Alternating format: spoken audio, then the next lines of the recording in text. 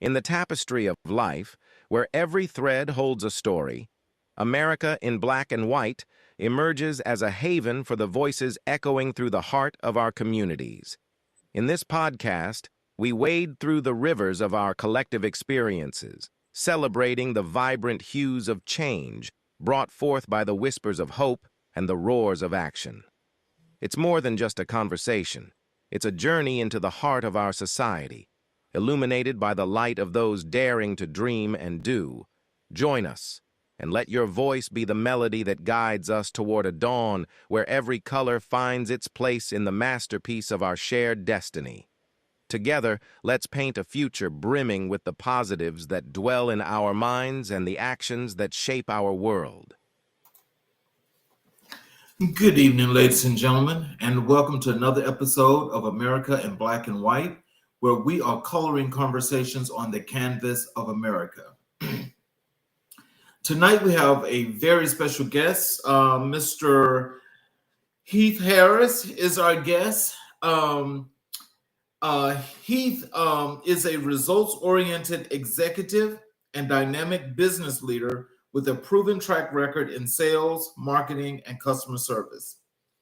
Widely recognized for his leadership capabilities, he has consistently contributed to high-performance teams, operational excellence, and innovative business growth strategies. Heath brings deep expertise in direct marketing, event promotions, inventory control, training and development, and operations optimization. His self-driven nature, analytical mindset, and persuasive communication style have earned him a reputation as a trusted advisor and a strategic partner. Heath is the founder and CEO of Prominent Business Services, LLC, a consulting firm based in Cleveland Heights, Ohio, founded in January 2023. Under his leadership, the company has become known for its collaborative, transparent, and results-driven approach to solving client challenges. Heath owns and operates an A-rated business accredited by the Better Business Bureau. The firm specializes in customized consulting solutions across marketing, operations, and team development, placing a strong emphasis on measurable results and long-term success. In 25, Heath was honored with inclusion in the Marquis Who's Who, recognizing his outstanding contributions to the field of business management and consulting. This prestigious listing underscores his influence, leadership, and sustained excellence within the industry. Ladies and gentlemen, Mr. Heath Harris, please. Thank you, CZ. What an opening, man. I tell you, I appreciate it, man. Oh, no problem. Before we get going, I need to apologize to you and to our guests. I actually was like so all over the place that I forgot to even put on the right shirt. So please, I want you all to please forgive me because this is not proper attire, but this was just timing. So please forgive me. I'm sorry, sir. Not a problem at all. Not a problem. So is there anything else you'd like to add to your bio before we get into the show? No, man, you gave me a great welcome, and I really appreciate it. Cool. Well, so let's jump into your entrepreneurial journey. Okay. Can you tell us what inspired you to become an entrepreneur? You know, CZ, to be honest, what led me down this path was repeated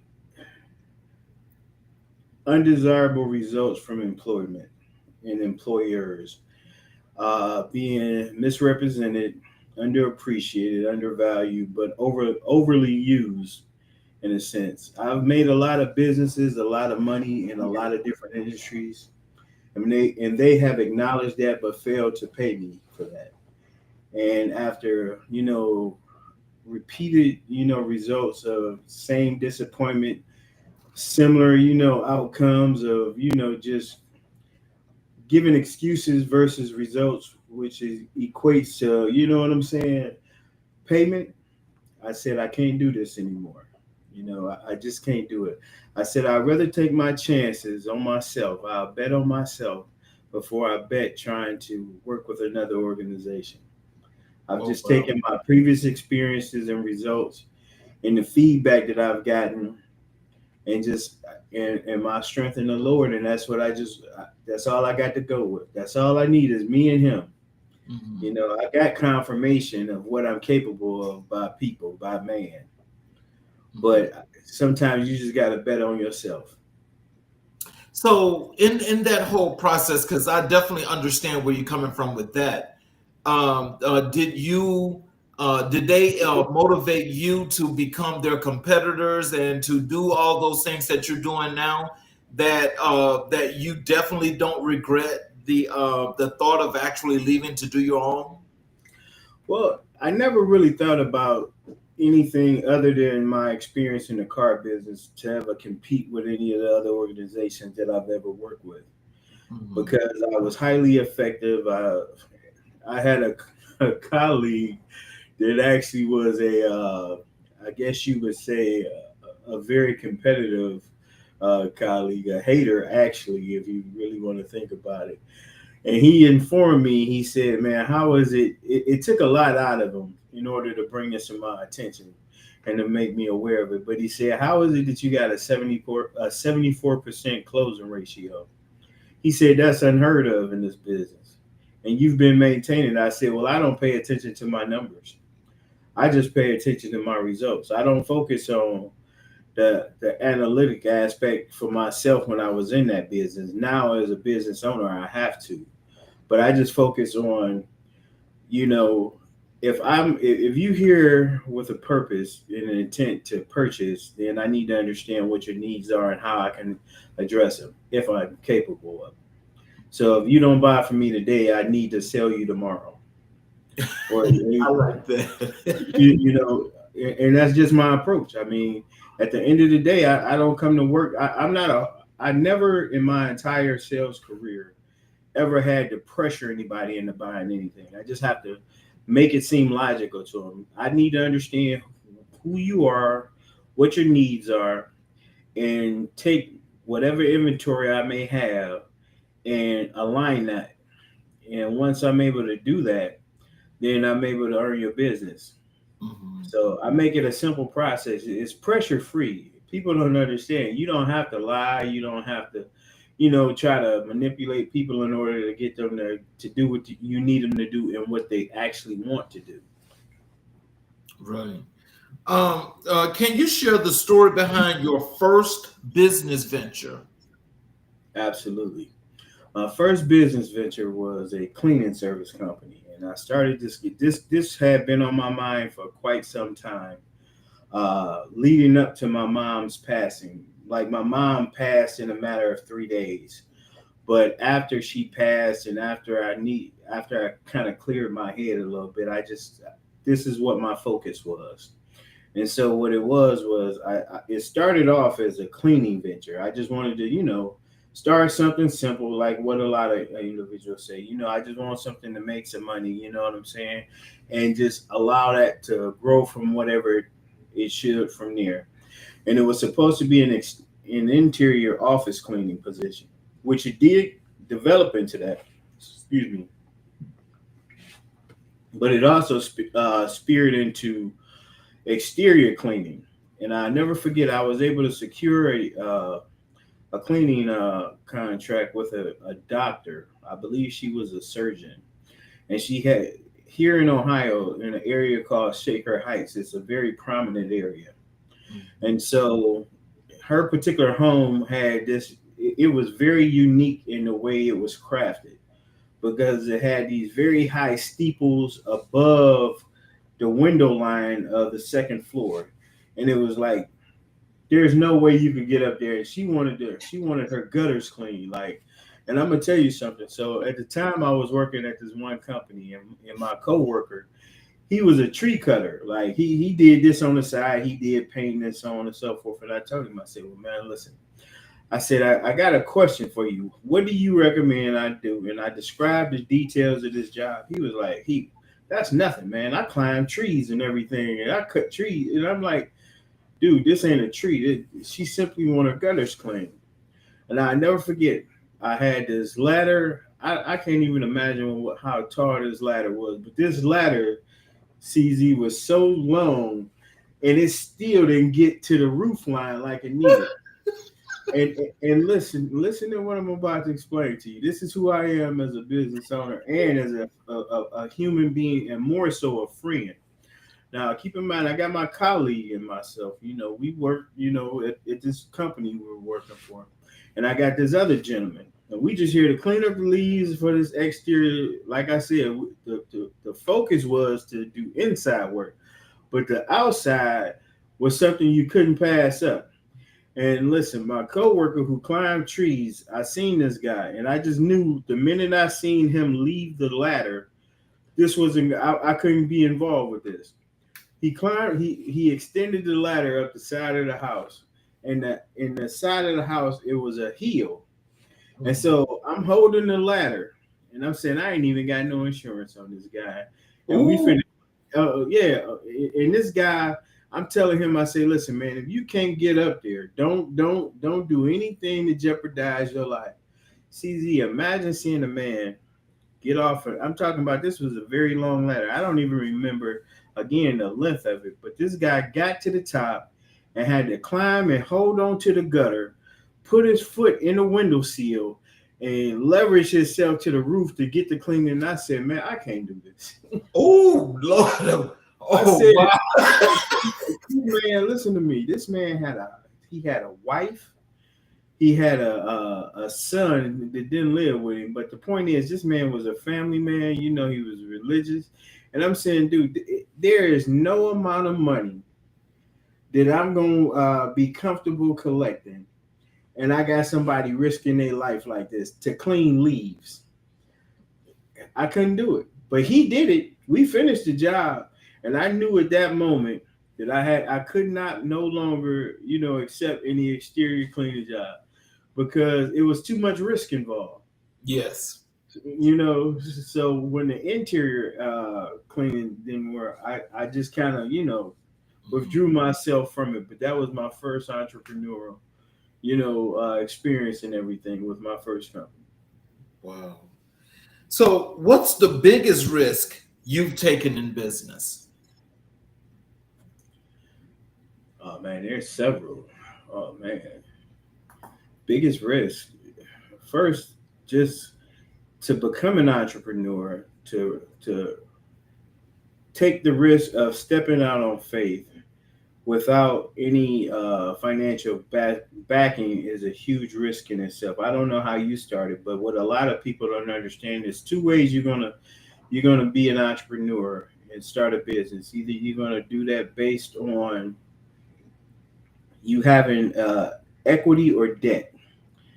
And the thing about debt is, what people don't understand, if you paying for anything out of pocket, or you taking out a loan using a credit card, whatever the case is, that's financing your business venture by debt.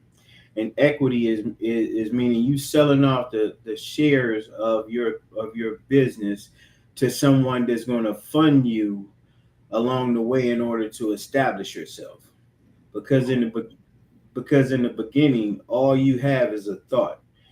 In your mind, you may have, even though other businesses exist that does what you do, don't nobody know about your business at that point but you. So in your mind, it's a mental thing. You have to bring your thoughts into a reality, and reality has a price tag on it. I'm pretty sure you can agree with me on that. To get to where you are right now within your platform, your concept and your mindset of what this was going to become, I'm sure you've created some expenses and had to endure some things that you probably never would have imagined just to get to where you are. But look at what it's, and that's one of the things that I really try to promote and get my clients and potential clients to understand is what we assume things are going to be in order to get to the reality that we imagine it to be or want it to be is not the same. Mhm. There's going to be many obstacles, many hurdles. So tell us, do you have a particular concept or a process that you use when you go out and get your clients, or do you have those one of those new things that people are using today, the CRM system? How do you get your clients? Well, it's a matter of both. See, with a CRM, that's a customer relations management system too. All that does is allow you to be able to manually enter in or either electronically, chronologically, maintain all the information associated with a client or a prospect at that point. Now, the way I approach it is I use a bespoke approach, meaning it's tailored. Like there is no two exact clients, no matter what you do. You could be in the same industry because it's all about the mindset and the needs of that particular customer or the owner of that company and what they want. There is no one out of the box approach to getting things done by any means. Every Mhm. client is different. I would be leery to speak with someone that is in the how would I say it? That's a professional problem solver, which is a consultant. We have many different names, but at the end of the day, if they give you or provide you with a concept that just seems like it's generalized, I would not want to work with them because Mhm. everybody is different. Because although you may need to get to the same goal, but the approach is going to have to be different. It's got to be tailored to the people involved, the decision makers. Um, how do you define success as an entrepreneur? The definition of success to me personally is the ability to help my clients achieve their goals as well as to continue doing what I'm doing while learning and moving forward. That's my approach. It's not so much about a dollar amount, Mhm. you know, but the ability to actually help someone achieve their goals and to continue and, achieve recognition.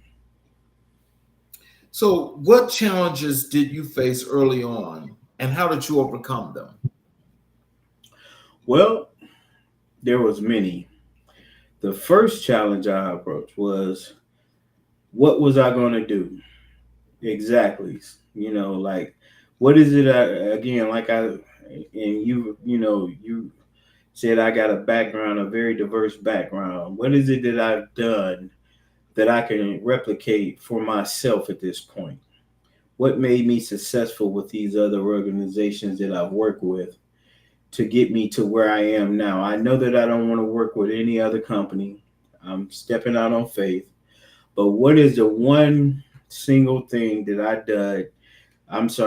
did that was consistent across everything that I've ever done? And that was I had a consultative approach to everything that I did. I was there to educate, and that's what made me successful. So, how was I able to educate? Because I working with me, I'm going to understand what your needs are and where you are as far as the type of if it makes sense how to approach you, like what's your learning curve, what's your greatest aspect, like how do you learn, is it by voice, by visual, so on and so forth. I'm going to do that by explaining things in a way in which you will be able to understand. Okay. So then what that means then, are you saying basically that when it comes down to just situations, you explain it both ways, video and audio, so Exactly. people have whichever way works best, they will get the message that you're sending. Yeah, because again, everybody's different. Everybody has a preconceived notion and outcome of what they want their business to be and who they want to become. Mm-hmm. But there's no one particular way in order to deliver that same outcome across everybody.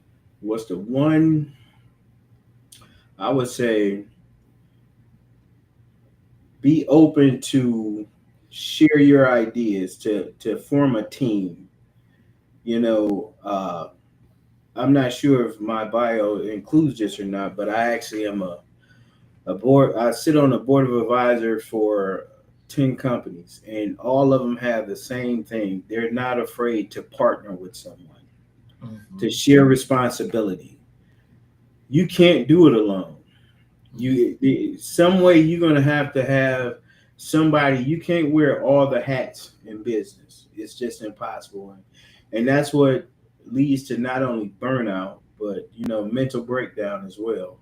Mhm. Like, you could have a great idea, you could be making money, but you don't trust nobody.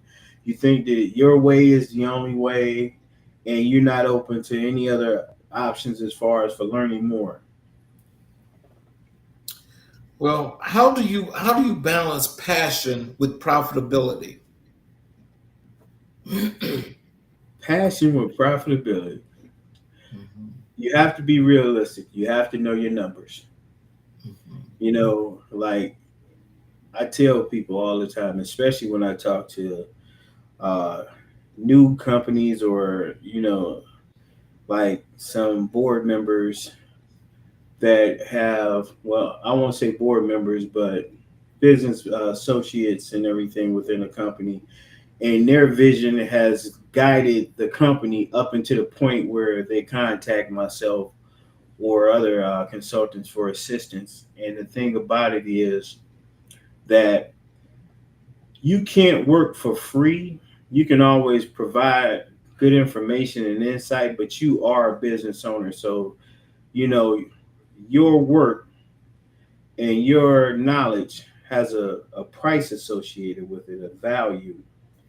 And without it's very difficult to, let's say, sell someone on you or your business or your service that you provide. They don't understand or appreciate value. Mhm. So you being the expert at whatever it is you do, you have to remember that what you do adds value and a profit for them, and therefore you don't feel bad for having to charge for it, no matter where they are in their process. You charge according to, what I do is according to where the company or the business is. Everybody is not a one price for all type of price point. I Mhm. see here's a gentleman, Kenneth, who has a question. Do you think the Oh, changes in the Do you see this in the chat? Do you uh, think that the changes in the structure of our uh, economy is yeah. okay? Okay, yes. Do you think the changes in, hold on, let me just flash it across the screen here for you. Do you think that the changes in the structure of our economy, that being going from less of a manufacturing based economy to more of a technological and services basis, is encouraging more entrepreneurship, considering that manufacturing employment was, let's see if there's anything else here. Um, let's see, what is that? A manufacturing employment was once the traditional path for financial security, that being a factory job with benefits has gone away, maybe forcing people to take matters in their own hands for financial security. Your thoughts? That's a really good question right there. It really is. It really is, and I definitely have an answer to that. Yes, I believe that manufacturing versus technology driven economy right now does play a huge part in it, and the difference between the two, based on not only my belief but what we're currently seeing, is the fact that it's easier to get involved with technology versus manufacturing in the past. Traditionally, in the past, when it came to manufacturing, you were either an employee or you were a business owner. Mhm. And if you were a business owner, you had availability to assets and resources that Most people didn't. But with technology, the entry point to this, the barrier to entry is so low depending on what it is you're trying to do with technology. This is a good example of this is how you can monetize advertising a product or a service or a conversation for that matter, say on TikTok or on Facebook. People are getting paid off of just doing simple things, performing. Mhm. This is not like going into Hollywood. This is not that you got to have, a huge background. And again, they're using technology as a platform in this case. You also got people making, that they are creating technology that works and things like that. An example of that, like the microchip was a big thing when they, first came out with it. Then you had, what was it, the floppy disk, things like that. But now technology wise, let's just look at something, an earpiece. You see what I'm saying? Right. You can get an ear. You can actually contact a overseas company to develop something that they may have already had, and you put your name on it as far as for an earpiece and sell it. And you don't even have to you don't have to patent anything. You got drop shipping, things like that. There's all kind of creative advances through technology versus traditional means and things like that. But to piggyback off of that, manufacturing is still big as well because we still need it. You see what I'm saying? Steel was a big, thing back in the day. Everybody needed steel for the railroad. They needed steel for cars. They needed steel for everything. It moved to aluminum and steel. Then there's all other type of metals and things like that. So both are still important, but right now technology is the biggest leader when it comes to entrepreneurship, in my opinion. And the thing about it is this: when you want to enter into entrepreneurship, anything in today's times, what you have to do is you really need to do some research.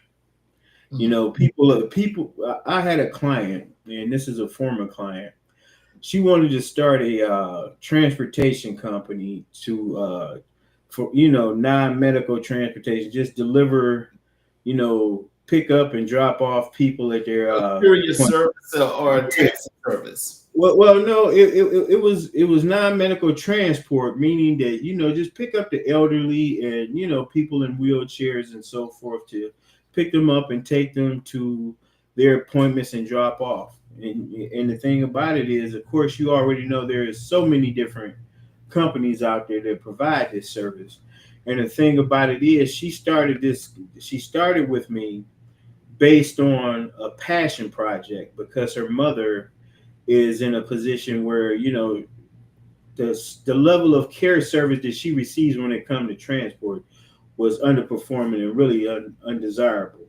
And the thing about it is, she wanted to find a way to fix it. But the more we dug into the project to get this done, and the reality of what it actually takes and requires of her, because again, she, in her mind, it was, hey, I just want to get a van or two, hire a couple people, I still work my job, so on and so forth. But there are so many different layers associated with that. The risk involved, the cost to pay people, to be insured in order to acquire contracts, and with different companies in order to get into these healthcare facilities, to be able to be, legitimately operate with them. It takes a lot. And that's why I say, gather as much information and educate yourself on what to expect before, starting down this path. It doesn't require a lot of time, but it does require a lot of understanding. Mm-hmm. I want to actually I want to jump in on that question there, because Kenneth, first I want to tell you that's a great question. Absolutely. And what I think is, just to go a little bit further from what you said, I think, as far as the manufacturing go, like there's, we're trying to bring manufacturing back to the US because that's been all outsourced to other countries. There's Mexico, there's Canada, there's China in particular, and some of the other smaller countries around the world. Now, with them trying to bring this back, I think what really, what really adds some value to this question is that now they realize, under this last presidential administration, that that was a real serious mistake. And I understand and trying to plan for the future, why they did that outsourcing. But now that the technology is at this point, technology is where it is right now, that really, as you were, the one thing that you mentioned about drop shipping and things of that nature, so now with the technology, what it's done is it's actually given people the opportunity to be able to establish relationships and contacts with an enormous amount of these companies that may be able to do this manufacturing. Exactly. You can actually have this partnership that benefits you. Exactly, and I'm glad you brought that up in that manner, because I actually work with a few different organizations internationally as well. And the thing about it is, as far as for cost wise and trying to bring manufacturing back to the US, I think it's only going to be applicable in certain environments. It's not, I can't foresee, because the cost of living alone here in the US is exceedingly high amongst, other countries around the world. And the thing about that is, you have to factor that in. Just because we may need this to be at a certain price, we can't afford to pay that price and still charge the amount that we charge, because the profits are not going to be there. Exactly. And it's all about, everything is marginalized right at this point. And that has come over a century, years and years of development. If you're able to acquire something at a bare minimum cost, and then able to actually apply a cost, or a sale price with that gives you an exceptional profit margin, why would you ever change that? Is it because it doesn't meet the guidelines of what most people want? You don't care what most people want. People are going to buy what they want, period. Mm-hmm. And the thing about it is, in today's society, we are driven by what's being displayed to us. Mm-hmm. And whoever holds the biggest bank account and has the biggest budget is going to be able to provide us with the greatest advertisement. And give us just think about this. I remember when I worked in wireless, I'll never forget this. Mm-hmm. This was like in 2006, 2007. That's when the first camera phones were being introduced. I'll never forget this. When they first came out with the camera phone, everybody was in awe. Like, dang, you could actually record, you know what I'm saying? Take a picture, shoot a video, even though it was grainy as all get out. But the point was, it was something nobody else had. Everybody couldn't afford a camera phone. Right. You see what I'm saying? So because of that, imagine this. If you able to acquire an iPhone 56, while the iPhone 14 is now, or whatever iPhone is available right now. But mm-hmm. over in China, they had the iPhone 56. Mm-hmm. And the iPhone 56 is only $200 more over in China than it is over here in the US. And remember, you going from a 14 to a 56, because over there, they have all these semiconductors, they have all these little, all this little data information, and they so far advanced. Because again, they've been able to do this because they outsource. They get, they developing products for the U.S. and their cost of living is lower. So they're able to make these advances far beyond anything we can ever imagine. Now, would you not pay $200 more for that? Well, in that case, I mean, that sounds reasonable to do that. Exactly. But my point is, even though that margin doesn't exist at this point, but the idea that it's available. And Yes. so what I mean by saying that, whoever has the bigger budget, they're Yes. going to be able to market to, hey, listen, why would you not? You see what I'm saying? Why would you want to stay with a 14 and this is the best we can offer, but you could get a 56 for just $200 more? Yes. So again, I'm saying that to say this, that when it comes to manufacturing, for the companies that's utilizing the outsourcing process versus those that want to keep it in the US, they don't have the budget that the ones have who's doing the outsourcing. Because remember, the outsourcing, your manufacturing needs to another country is helping other families, so on and so forth. But remember, the profit margin is so greater by utilizing that. Where you gotta, the US base, they gotta start from scratch. They gotta borrow for what they need. But this other company, they done made so much money by utilizing this process because they got started so much earlier that now they controlling the narrative. So I think unless you start with your manufacturing in the US, if it ever goes outside of the US, the possibility is of bringing it back is going to be far less. Let's transition over to your work in marketing and management. Okay. So tell us, what's your approach to building a brand that resonates?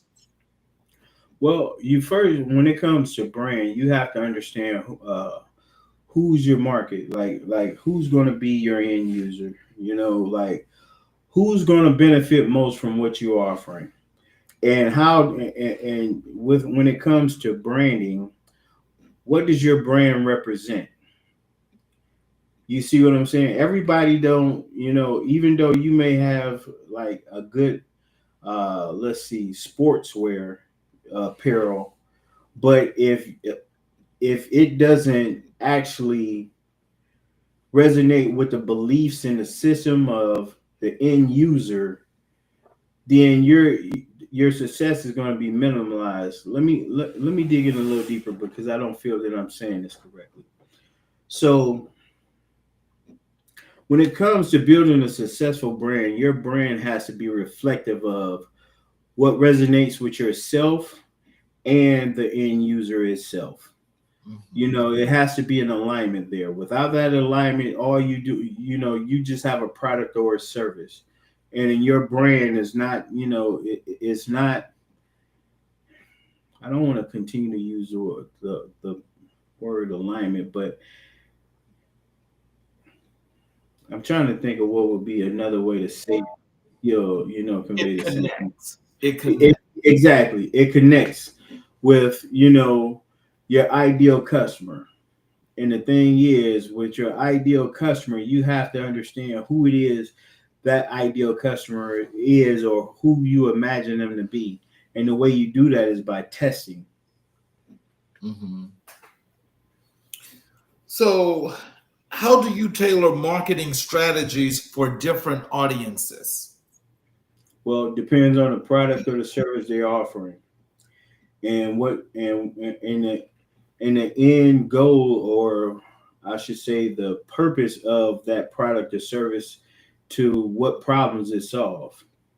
Because businesses, no matter what it is, business is all about problem solving. Even what you do, everything that you do, with this platform right here, you're getting out a message that allow, a diverse way of thinking and seeing things for what they are in America without it being scripted, meaning that it's true. It is, how can I say this? It resonates with people because of the way they're feeling. Exactly. It's very transparent, authentic. Not a lot, there is not a lot of platforms, although they may be, that's known to people like us in order that functions at a level in which you operate on. So that's something, that's a rarity. So for your brand and things like that, it would be, people seeking authenticity when it comes to uh, perspectives about what's going on right now in the world, in our world here in America. Mm-hmm.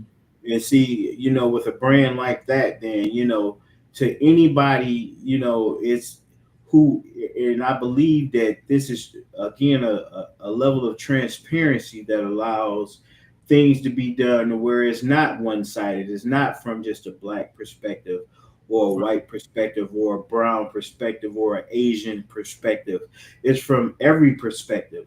As long as it aligns with seeking transparency, this is what's gonna make things more equivalent to what people need versus what people are given, if that makes sense. It You see does. what I'm saying? So when to backtrack a little bit to your question, is that when it comes to branding and marketing, it's an alignment of the purpose and the intent of whatever, again, product or service, such as my example with you, is what I'm, how I feel and the way I approach things. Okay. So what's the most effective campaign you've ever run? Well, it all see, when it comes to running a campaign, for me, and I'm gonna just be completely honest with you, is not just the results, but the effectiveness of how I felt at the end of the campaign, based on the information I was given and provided with. And what I mean by that is, so for an example, I was my client that I told you that I was that I no longer we're no longer working on this project, was the one for the transportation company. And the reason I bring this up here, although that's not a current client, and the effectiveness, the plan that was put together was based on passion. And see, here's the thing: nowadays, for myself and the clients that have come across, and the cause that I've been involved with, there's not a lot of true passion as far as for what people are starting businesses for and are in business for. It's all about money. Most of it is just driven based on revenue, status and so forth. But based on something that's, that was formed by passion and things like that, to really want to make a difference, is how I measure my success. And although we didn't bring that to a completion, because again it was overwhelming for it, but that would have been my most successful campaign, because everything I've ever done and how I'm generated revenue for other industries and companies and business owners, all that has just basically been just about money. There was no passion behind it. It was just, hey, look, how can I get to this number right here? Mm-hmm. To measure my growth. Kenneth just put another question here in the chat. He says, I think that bringing manufacturing back to the United States is a noble aim.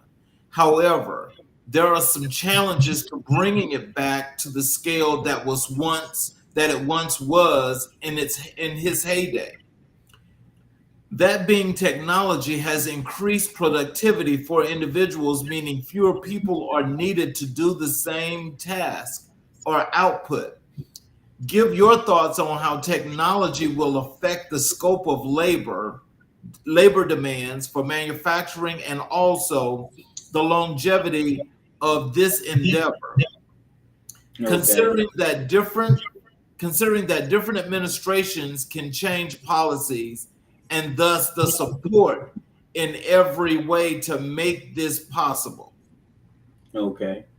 Well, to address the first part, when he said that to bring manufacturing back to the United States is a noble aim, I'm in total agreement with you on that. It's noble in concept, but my belief is that it's never going to happen. And the reason for it is because, as you stated within a few statements in, technology is designed to simplify. And therefore, the workforce required to manufacture will never be what it once was. I recently had a conversation with a guy who was talking about here in Ohio how his grandfather worked for a local steel mill and everything that it went out and now it's aerospace, but it's set vacant for so many years and so on and so forth. And the thing about it is, what a lot of people fail to really think about is evolution.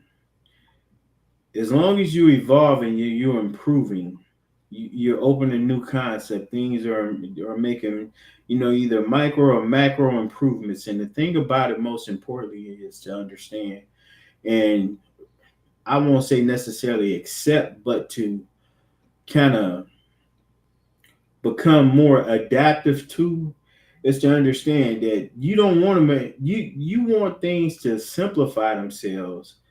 You also want things to maintain what they were, and sometimes that's not going to be. We're in a world of constant change. Our generation, the next generation, the following generation, and so on and so forth. There's always going to be change. There's never going to be the same traditional values and expectations of what the previous generation was.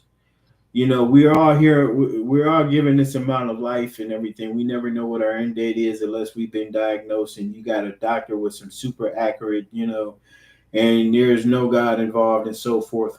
But however, the reality is we have to adapt to things as they change. We can still maintain some tradition, but we are, in order to not become obsolete in our approach, in our beliefs, is we have to be open to change as well. Because again, manufacturing, everything, like when the Model A was made by Ford to the Ford, whatever electric vehicle they have now, there are still traditional steps involved in that, but they also are automated with technology. So see how I'm saying this? They've adapted to tradition while implementing new advances and so forth. So there has to be like a merger of the two and everything at some point. Well, now let me just ask you this, because again, you were hitting on something there that I was just want to ask you this in conjunction with that question, and to take that a little bit further. So with when he's talking about the productivity, and the electronics, or the IT, or whatever you want to call it, for manufacturing. With that being said, knowing that its purpose is to reduce the workforce. Yes. And so with it being able to produce maybe 5-10 times as fast as the actual human, but we don't know what that quality is, but it's producing. And so, but it's cutting away people. Yes. But with that happening, how is it that we're going to be able to say that from a longevity standpoint, that this is where we need to go, when there's still an enormous amount of bugs there that's just may not able to be fixed? But well, you know what? Not to cut you off, but my version of my belief and the reality of what I see and what I've actually, participated in, and in alignment to what you're saying, is that no matter what the quality level is, somebody's going to buy it. Period. That's the harsh reality. Because I'm about to bring some awareness to this very idea. So when I worked in the car business, I had a coworker tell me one time. He said, "You know what, Heath?" He said, "Listen." He said, "No matter how ugly you may think something is, as far as for a car, like how you used to see, the little roadster cars and things like that. right, Back when they used to show movies where California, the little 2-seaters, but they be strange colored cars, with the flower power and things like that." He said, "No matter the seat, there's a butt to fill it. There's a butt to fill it, and that's the same with everything that's being produced. If they create something, we are just think about this. People spend so much time in their phones to where they discover all different things, and it's all designed, and they tell it, you give permission to, follow up with you based on your thoughts, or your scroll pattern and so forth. So keep that in mind for one part. But the second part is, no matter what's being produced, as long as if there's an audience for it, there's a buyer for it. Somebody's going to buy into it. So no matter what the quality level is, just think about it. Everything that's produced that we've bought that is put into versions, go back to the iPhone 3, 4, 5, 6. All of them made incremental improvements along the way for each one of them. Mm-hmm. When you compare the previous to the new, it's just an increment. Everything's still the same, but it does a little something different.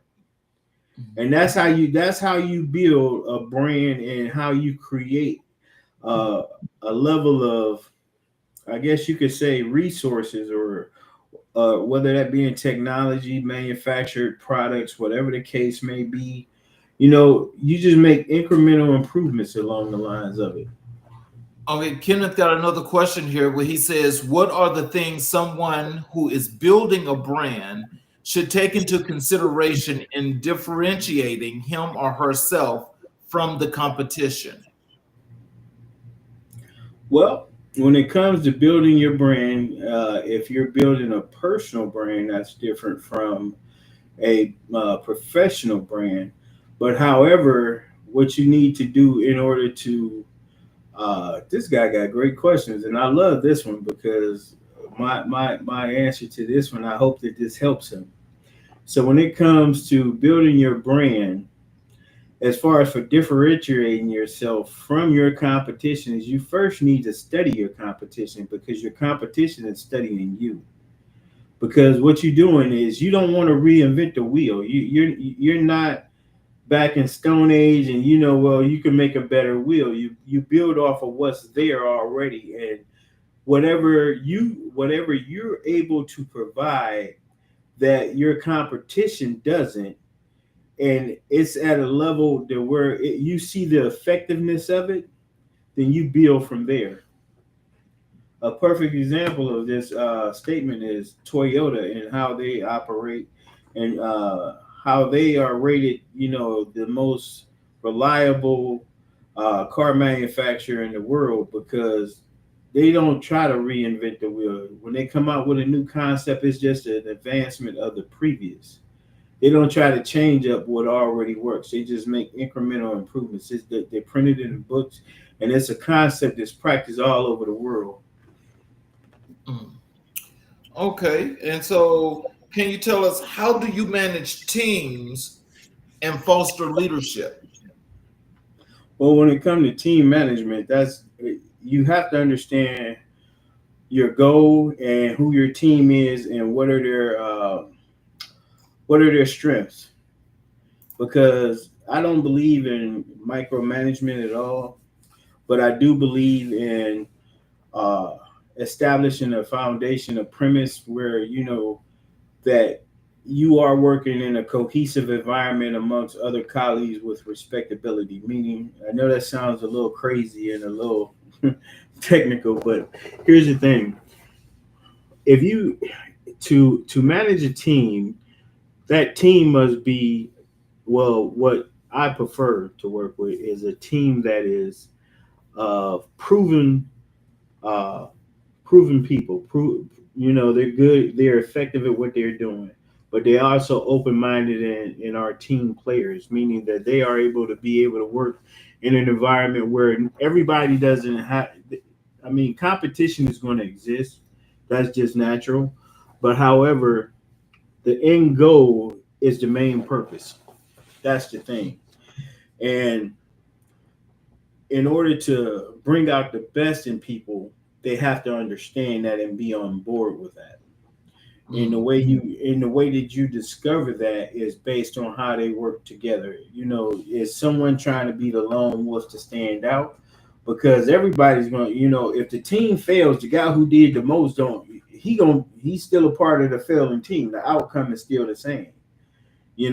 However, if everybody plays their part, then no matter win or lose, the outcome is still going to be what it is. In most cases, it'll be victorious because everybody's on board and understands what their role is within that and what's expected. I've never been a person that hire a seat filler, meaning I'm just trying to occupy a space for a certain period of time because I need a body there. You understand what I'm saying? I need people that's going to deliver. People, you don't have to be the star athlete to be on my team, but you do have to be a person that delivers when expected and is open-minded and is open to working with others. Because I can work with that. I don't need to try to overcome an ego. And then I'm not gonna do that. I'm not gonna do that. We're not gonna do that. And I'll tell people, listen, if I gotta hire your ego, I'm not gonna hire you.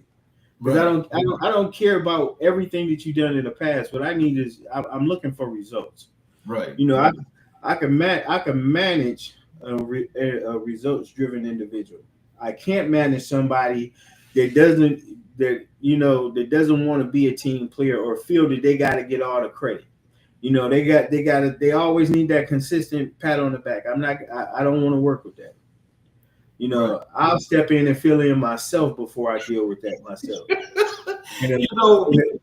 You must have saw the show a couple of weeks ago where we were actually talking about that because, there are those situations where there are, I'm just to say men in general. There are a lot of men in general that actually got this ego and don't understand why is it that it's this way. Absolutely. They don't have to be that way. I've come across this more times than I ever would imagine. And the thing about it is and I'm going to go as far as to even say this, and that is, you can't fault people for being who they are. That's true. But you can fault them for not wanting to change. Right. You see what I'm saying? Or not willing to even think of changing. And the thing about it is, like, when it comes to working with somebody like that, the thing about it is they seeking validation. I'm not managing insecurities. I'm not in insecurity management. I'm not, I'm just not gonna do it. I'm just gonna tell you, hey, listen, this has been real. It's been quite an experience, but this obviously isn't going to work out because I got to pour more into you than I pour into everybody else, and still got to make sure everything else get done. And I'm just not willing to do it. Right. And I tell you, hey, look, take it how you see it, feel. I'm okay with it. Right. Because I'm not into insecurity management. All I need you to do is to be able to do what you were brought on to do. And the thing about it is, and I don't want to sound insensitive because it's not intended that way. But at the end of the day, like, it's great to work in an environment where you can actually have a friend or make a friend and so on and so forth. But it's also dangerous to do that because you don't know what you don't know what people's intentions are. And people nowadays will do anything to sacrifice anybody in order to advance themselves because that's just the world we come to be in right at this point. Right. And so as long as everybody do what they need to do, I'm okay with that. Like, you don't have to like everybody, but you can't show that you don't like somebody, while working with a team with me. Like, listen, we're a team. We're here. We are all capable of doing what we're doing. Because if I hand select you, you see what I'm saying? I know that I could work with you. I've made, built many, winning teams and everything, successful in different facets, from various angles. But at the end of the day, what it all boils down to again is, it's about mindset. Like, mindset matters so much. And right now, mental health is so important right now. Ooh. Call that out. Yeah, mental health is it's extremely important right now to address it and not be ashamed of it because you don't know with everything that's going on and not just in this country but within people's selves it needs to be addressed because it's just like pouring water into a pot or a bottle. At some point it's going to fill up, and once it fill up it's going to run over. Ooh. You need You need to let some of that pressure, some of that content out before it get to that point. For real. I mean, that's just the truth. Dude, as you say that, and I've had people for mental health on this show before, Okay. and just in talking about that, it's some of the things that again, this is where our community is behind. Yes. And so with it just being behind, especially on a situation like that, we've got more and more, especially these young boys and a lot of men, that's running around here with a lot of this trauma from the past that's catching up with them, and is doing this, and they don't know how to get rid of it, but they are refusing to go and see a mental health professional to talk about it because they say, I'm not crazy. Okay. Yeah.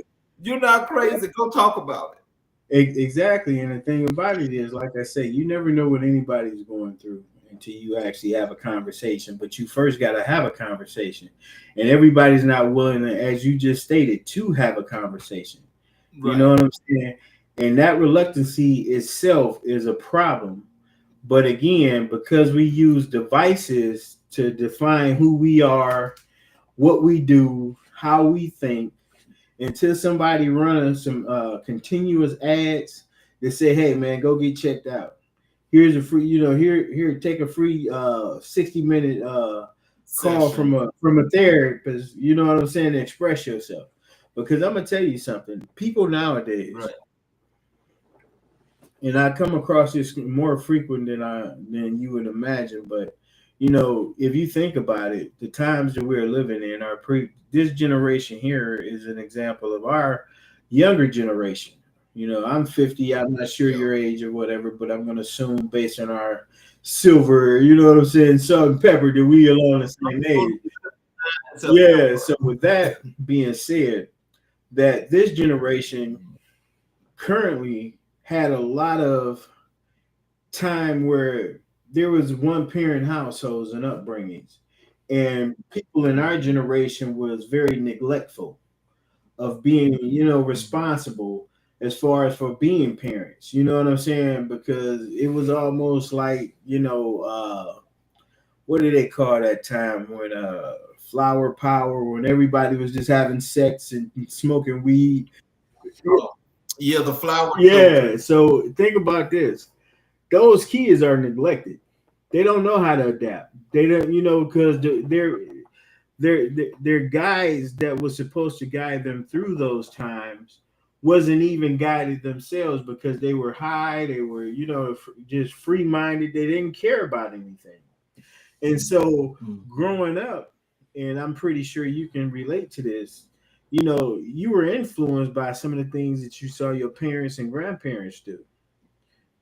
Exactly. And then if you wasn't privileged to have a grandparent or a two-parent household, and you was exposed to, let's just say, street life, no matter where you were in the U.S., whatever was going on within your community in that area influenced how you viewed things as well as how you conducted yourselves. And so true. When you go back, now you didn't have a child at a young age, or even if you had it at a mature age, but it's not a two-parent household, so there's nothing to kind of weigh the odds against. You don't know what it's like to have a father. You don't know how it's like to have a mother and a father and how they interact with one another. So exactly, it's a lot of, what I'm saying? It's a lot of variables to, what we have today when it comes to mental health. What's the root cause of it? Right. And so let's, when we actually had a discussion and we talked, okay, I informed you that we do Black History 365. Okay. And I asked you who were the most influential people or person when it comes to your life or your career. And you mentioned a few names, but there was many more. But you mentioned Thurgood Marshall, Martin Luther King, and Damon John. Yeah. Can you please tell us, why is Black history important to your personal and professional identity? Well, for several reasons. First and foremost, I'm not going nowhere. I'm not. I'm authentic in myself. I'm the same with you. I'm the same with people I grew up with. I'm the same if you put me in a group of non people of color. No matter how diverse the environment may be, it doesn't matter. I'm the same. So I have to stay authentic to who I am first and foremost. I am a person of color, a black man. I am I'm articulate. I'm driven. I'm motivated. I'm helpful. I'm insightful. I am who I am, no matter what the environment is. And so when it comes to 365 black and maintaining that, the reason I said Thurgood Marshall, Martin Luther King, and Damon John is these are all three individuals that's unique, and they have made an impactful way in the world in accordance to being black. And I'll give you an example. Mm-hmm. Everybody knows Martin Luther King was a man of peace. He wasn't afraid to challenge the system, of belief as far as for how to approach and to live by, which was something that was so innovative and unbelievable during those times to where, everybody else, it's like being the one right person amongst a million wrong people. But the wrong people don't think they're wrong, and you got this one individual that's not afraid to say, "Hey, look, I don't believe in that. This is how I believe," and to stand on that. And that's how I live my life. I stand on my own beliefs. I'm not perfect by no means, and don't pretend to be, but I do stand on what I believe in, based on what I've experienced and my personal beliefs overall. Thurgood Marshall, another example with Thurgood Marshall, given us the times in which he was and everything that he was able to accomplish. It took so much courage to do that, just as it did with Martin Luther King. You have to have courage, not only in today but in tomorrow and from the past, to build on to become who you are meant to be. Like, you can't be adaptive to everything and everybody. You can't be that and expect to have a sense of understanding, because it's just too much to remember and too much performance. It's easier to be who you are. And for Damon John to be a part of something that was, uh, in a sense, and again, there were other fashion designers and who took steps, but to stay committed to it to the level that he's done and to have gotten to where he is based on his belief and his commitment to be dedicated. And again, it takes dedication, and that's one word of one way that a lot of people fail to meet, is to be dedicated to something. So, what does Thurgood Marshall represent to you? Courage, commitment, depth, uh, transparency, but overall, in a sense, I guess the word would be, most importantly, his commitment to just see things through, to not accept the norm, because Right. we live in a society where our reality is created. It's not, what I'm saying, just exactly what it evolved into is generated. And people have a false sense of reality with accepting that. They think that what they see is what it is, and they're not afraid to challenge it, what's being shown to them. However, myself, Mm-hmm. I am, and that's what has gotten me to where I am right now, is to stop believing what people have said, or what they want you to believe things are, and take a risk and have the courage to stay committed to it in order to challenge it, to see it for myself. So when you think of Thurgood Marshall, though, and the one case that people always mention more than anything is the case he won of Brown v. Board of Education. What do you think is the everlasting impact of that case that sets Thurgood Marshall apart from most ever in the justice system? Well, I would say that for one, to be able to be a part of that, and I'm not familiar with the case like to the extreme depth. I am, for a certain amount, I am aware of it and everything, and I haven't done no deep research study onto all aspect of it. But what I do recall from it is what it took was it took so much to again there's it was just so many challenges that was associated with that of going against the norm, the system, the legal system itself, and how things were set up in order to align things for what they were to what they are now, just to bring that to light and to be able to just really just to believe in it. In order to make change, one thing I've learned over the years and everything, and I think you would agree with me, is that we're given so much BS to work with, and to want things to become something of to create something of substance and things like that requires so much of us to do, but so many of us fail to even want to consider it and everything. He stepped into a road.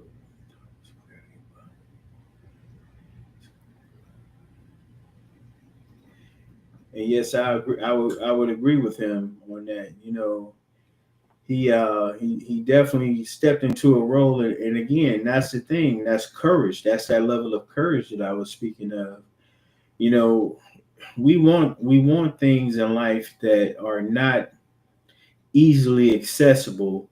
We want the results, and me and you spoke about this through a few of our different conversations, and that is, people like the results of what other people do and have accomplished, but they are not willing to put in the work in order to get it.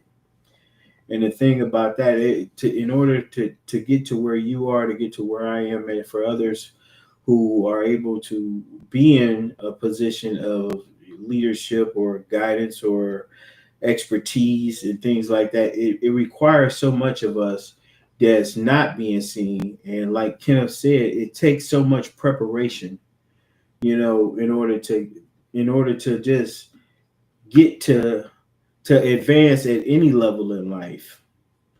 And for myself, I see that there's a lot of emptiness involved with a lot of individuals nowadays, because everybody, and we spoke about this last night, I believe, and that is people just don't have it in them in order to want to do anything anymore. Everybody just wants the right now, the moment. But because in just looking at that last statement, that because when Thurgood Marshall did his thing, I do think that it was more than just courage. It was like the fearlessness, that he had because he knew the law, and Yeah. so I think He when still has beliefs. and so when he won that case of Brown v. Board of Education, that is where we got to this point to where we got to the desegregation in schools, because they I mean, I don't know, but I think that whole argument, I think, in winning that case, I think is what kind of like there was a quick plan to come around with that in order to do like some saboteur in education. Yeah. But I The think same things that we're experiencing right now, right. if you think about it. And so, I mean, like, so even when, when he sued a particular state at the Supreme Court, in violation of the Commerce Clause, because they wouldn't allow black people to spend, in this particular city or state. And that was a violation of the Commerce Clause because that's a federal law. And so they're not allowed to do that because you have to be able to spend commerce. You have to be able to buy what you want because those dollars go to the government regardless of the case. So you can't stop that. And so, I mean, so it's just cases like that where he actually knew the law, that he was able to use the law against those people to Exactly win what he wanted. and again, I'm using the term as far as for everything that we discuss. I'm using the term courage, but again, he's challenging what the beliefs of what's known, but what's being shown without what I'm saying is that Thurgood Marshall was a risk taker, a daredevil.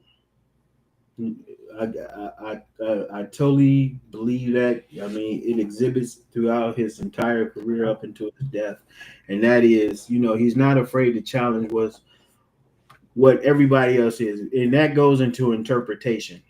Most people, again, does not know the law to the level that he knows the law. Although he knew the law and what it was, he had to bring to light what the law actually was, because everything else was being manipulated. People are being deceived. And the thing about it, and this is where courage, I just use courage versus going into depth about this, because in order to bring awareness to what's in the dark, like, again, he's placing himself in a level of danger, in a sense, that most people are not willing to do. Just like everything now, people are afraid to stand up for what they truly believe. They'll rather just go with what's going on right now and just accept that. And that goes into why we're in a way of life of what we are here in America, and why we're, things are not moving in a direction and how they used to be.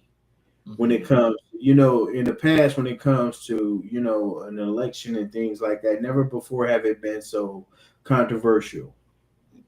Period. So, how has MLK's philosophy shaped your leadership style? Well, it's funny you should mention that, because one of the things of, like, I realized this a long time ago, and that is, by me being a big guy, okay, I understand that my presence alone is intimidating to some, and the thing about it, and when it comes to professional and personal, I have to keep in mind that I have to be aware of that. And the thing about it is, so although I know that I can be intimidating, but I'm also intellectual. At the same time, I'm also open-minded. And I know this sounds a little crazy, but I'm going to try to make this all make sense. So no matter the environment, no matter the audience I'm involved in, uh, the thing about it is, I have to remember that I'm being perceived in a way that I may not be.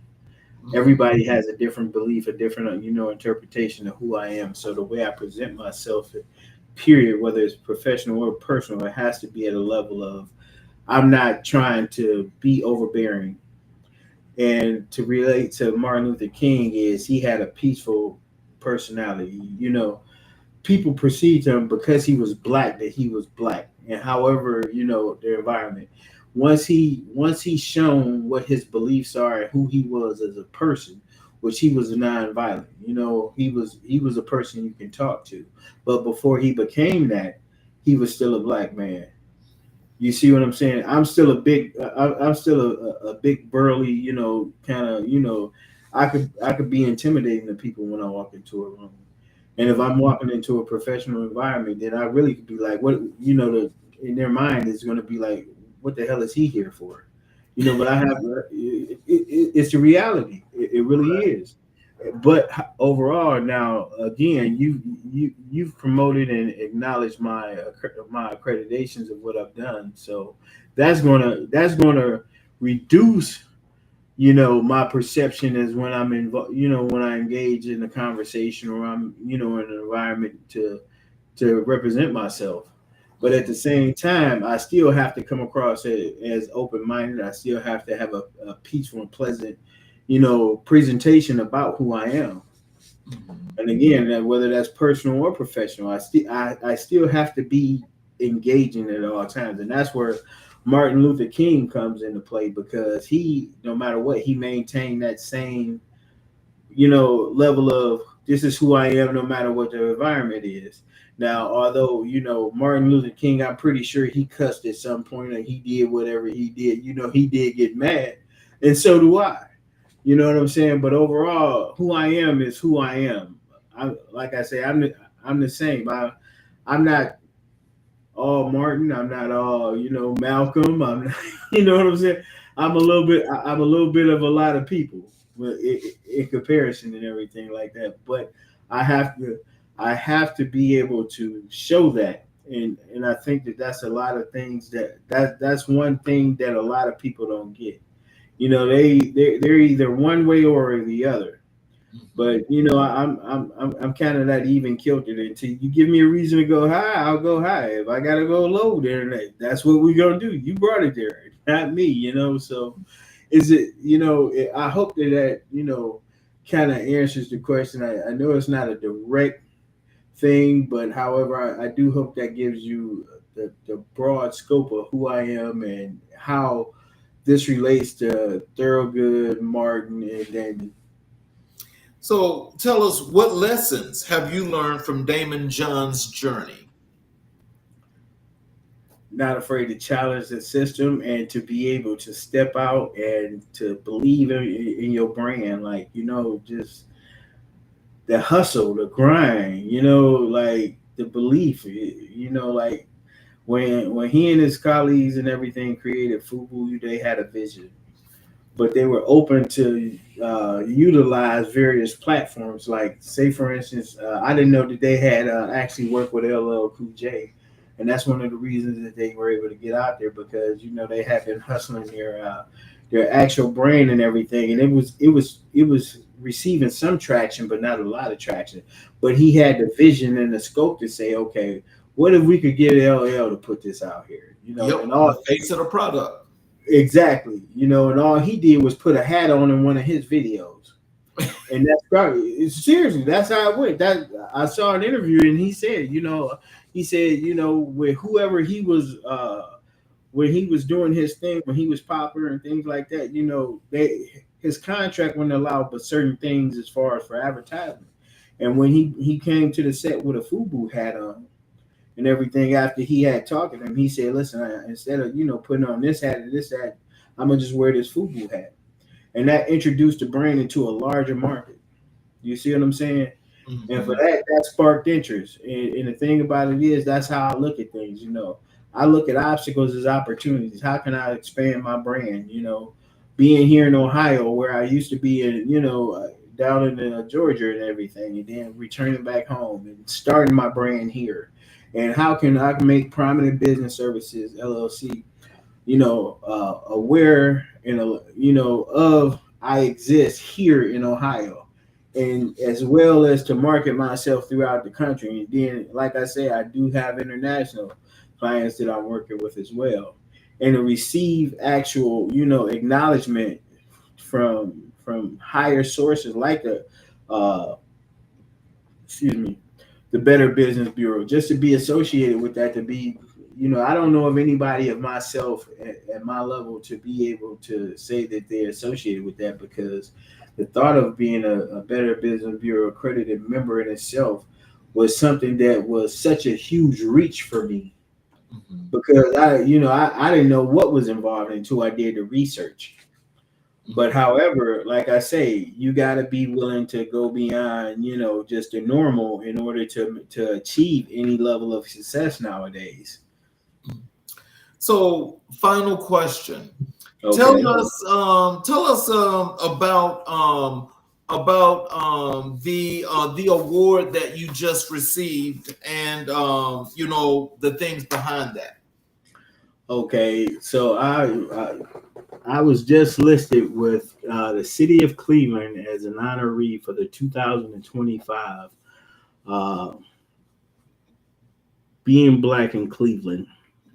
Of people, it's an acknowledgement where here in Cleveland, Ohio, for those who are unaware of it, we live in an area where there's it's a large business industry here. However, the thing about Cleveland itself, I would say, to be a person of color in Cleveland, it's a challenge when it comes to professionalism, because you have your areas where they're predominantly occupied by some low income areas and things like that is where you find it's most prominent. But in a business sense, there's a lot of us in working in corporations there, but not ones of which there's leadership. And so, with this honoree award from the city of Cleveland, acknowledges that uh, being black in Cleveland, I am one of the people they suggest that if you're interested in business, that you would want to look into working with, which is prestigious to me because again, there's not a lot of us in positions or receiving these type of appointments and things like that to be addressed, and to just to receive it alone to be accepted is not only just an achievement for me, but a confirmation that I'm on the right path. So you won the Who's Who Award for being black here there in Cleveland. In Cleveland, yes. And I've also, for inclusion by the Marquise Group for Who's Who of 2025 for their 125th edition, they're over the Who's Who in America. So I've Mhm. also been a listee within them. So this year has been quite overwhelming as far as for achieving, you know what I'm saying, letting people know who I am and what I do. So Well, I'll tell you this, Heath, that I am actually happy. I'm proud of you. And it's good to know that someone such as you, with the stature that you have, that you were able to not just share that here on this platform, but the people that are in Cleveland are going to have the opportunity to not only know who you are, but why doing business with you is going to be very fruitful for them. And so as we continue this established relationship, as we go further into many years, I want to tell you that is this show right here is the beginning of what is going to be your long list of shows that's going to be done as a documentary, most likely, to show all of this growth that you have done and where you're going to get to ultimately before you decide when you get ready to quit, which I'm sure is going to be a ways down the line. But I don't have at this point I don't have any intention on quitting. I mean, unless the Lord say, "Hey, man, it's time to sit down. You done did enough. You done represented enough of His works and things like that." Because it's only by Him and through Him that I'm even here to do this, and I'm not afraid to talk about it. But mhm. I appreciate this, man. Like I said, this is my very first podcast, and again, man, I wouldn't consider this with anybody else but you, based on our conversations, man. So I thank you for allowing me this platform. I'm not sure how many actually people we have on here tonight, but Kenneth, I thank you for your questions. They're very detailed and insightful, and hopefully I answered them enough to be able to help assist you and propel you forward in your journey as well. So, in closing, do you have any words of encouragement, wisdom? Tell our audience how they can connect with you on social media, your website, any of those things you like for people to know. Okay, you can connect with me on LinkedIn at Heath Harris. You can find me through my website, which is Prominent Business Services. It's going to be www.prominentb2bservices.com. My phone number, if that's okay to hand out, is going to be 216-343-1130. You can find me personally on Facebook at Heath Hustle Hard Harris and things like that. I have a few pages, but I'm limited because the amount of friends I have on some of them. But however, I look forward to being able to help assist anybody. And as far as for words of encouragement during these challenging times in which we are currently involved in, don't be afraid to believe. Don't be afraid to try. If something doesn't seem right or something seems hard, don't be afraid to research it. It only takes moments. A few moments could change your life and lead you down a path to something much greater than what you've ever imagined. But you first gotta believe in yourself, and you first gotta be open minded to consider other concepts other than what your current beliefs are. Well, I want to thank you again, Kenneth. I'm sorry. I want to thank you again, Heath, because again, this was a great show. But I got to ask you before I move forward. Can we have you back on the show? Absolutely. Hey, man, listen. All you got to do is let me know. I would be more than happy to. Okay. I would definitely be open to doing that, sir. Well, I definitely thank you. For those of you that are watching the show tonight, I want to thank you for watching, but also I hope that you guys got some wisdom and a lot of fruitful thoughts as to the coverage of entrepreneurship, management, and marketing, and also when we talked about some things with Thurgood Marshall. I think what Kenneth just put out to us is, listen to me, I keep saying Kenneth, but what Heath just put out to us is I want to give you this Freudian slip because again, I've been all over the place today, so I'm a little bit. I understand. What Heath just put out to us tonight was what we need to do, especially when it comes to the marketing side of learning not only what you want to do, but learning what your counterparts are doing. Because since you're looking for them, they're looking for you. Exactly. And so as they're looking for you, you got to make sure that you be able to learn what it is that you're going to be able to do to differentiate yourself from what they're doing, and your quality is going to always be better. Exactly. So you need to make sure you find the way to make sure that you are the better choice. And can I say one thing? I'm sorry, I don't want to interrupt you, but I just wanted to add one thing. And don't feel guilty by researching your competition, because your competition is always going to be researching you. And that's why they're going to always have an advantage over you for the lack of you researching them. And the thing about it is, there's no way to market a product or a service without consistency. Consistency is the only thing that's going to ever propel you into advancement into whatever it is you're doing or offering, for whatever problem you're solving for your client or customer, whatever you refer to them, whether it's a B2C or a B2B service, period. You have to constantly stay consistent and be persistent with learning more and promoting more, because the thought of, some people had a concept that I don't want to do more. I don't want to advertise on the internet and things like that, or I can't afford it. But you have to invest in yourself and into your business in order to make your business a viable business. Period. You will not advance and reach the levels that you may desire to or are capable of achieving without it. So just keep that in mind. My apologies again for interrupting you. Oh no, you're good. You're okay. Good. And again, it's the more knowledge, the better.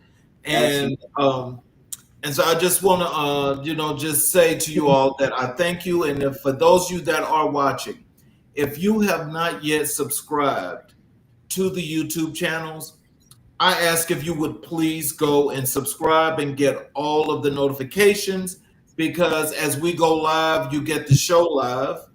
And you're also able to go back and watch all of the previous recorded shows as many times as you like.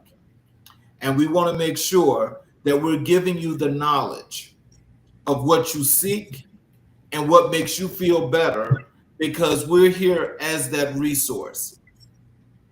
So I want to thank you all again for watching the show tonight.